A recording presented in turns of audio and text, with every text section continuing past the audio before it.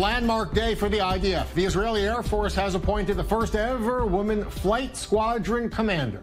Because of identity protection rules, we'll never get a clear look at her face as she serves. We'll know her only as Major G. She's 34 years old. She's about to head the Nachshon Squadron, which operates surveillance airplanes deep in enemy territory. She said, though, in a statement, it's a big responsibility and a big privilege. Her appointment comes just a few months after this woman was named the Air Force's first ever female commander of an aviation squadron. The aviation squadrons, they're responsible more for ground-based operations. As you clearly will notice from those photos, both of those women are pilots, career military officers, also loving moms. And the number of Israeli women requesting to serve in combat units has gone up exponentially over the last 2 decades, reaching a new record of 1,000 combat draftees this summer.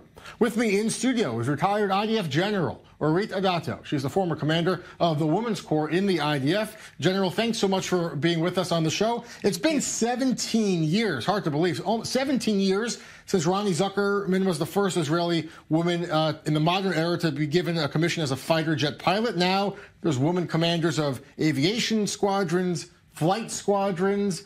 How big of a step is this? How much does this mean?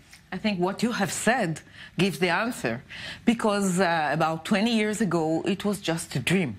It just began. There was a decision by the Supreme Court to open the pilot course for women, and they began one by one, slowly to join the Air Force as candidates for the pilot course. And now we see a commander of a squadron, you said. Squadron is the, yeah. Squadron, yes, I tried to remember the word, squadron. And this is a huge step, because for the first time, there is an operational commander in the Air Force of a squadron, operational squadron. We are on the way. And on the other side, you have said that 1,000 combatants has volunteers, because, you know, new record for this. Women, yes, women has to volunteer for combat positions. Why do you think this is? That every year it gets bigger and bigger, more and more women want to do it. Is it because they see now friends and family members doing it and they want to do it too? Is it because they, I mean, at this point, why are so many women still volunteering for combat? Let's begin with the fact that it is a need of the IDF, because it's not, we are not playing games.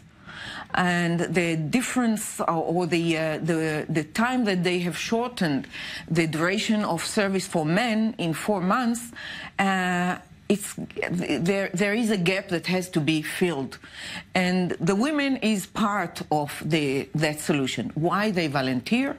I think that for the last decade or 2 decades, opening combat position for women, again, at the beginning it was something very new and unknown, and nowadays it's becoming more and more familiar with them, and they can dream to be a pilot, they can dream to be tank commanders. Tank commander is on, yes, it's on its way, but I think the vast majority going to the battalions that are integrated men and women and keeping all our borders safe. Very successful, these units, these mixed gender combat units. The concern for so many years, you've heard the complaint, the worry that women, different physical abilities, different standards, the concern of in captivity in case of in battle.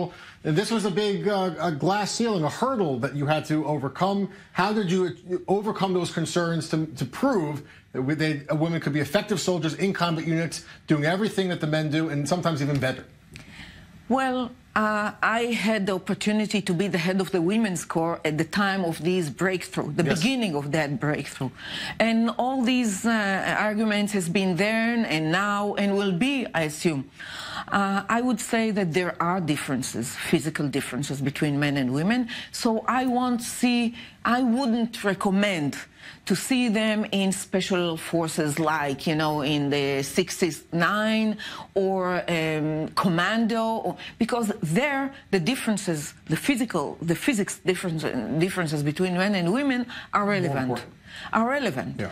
But in the units that their military is opening step by step, or doing all the researches that are needed, they are really doing it very well.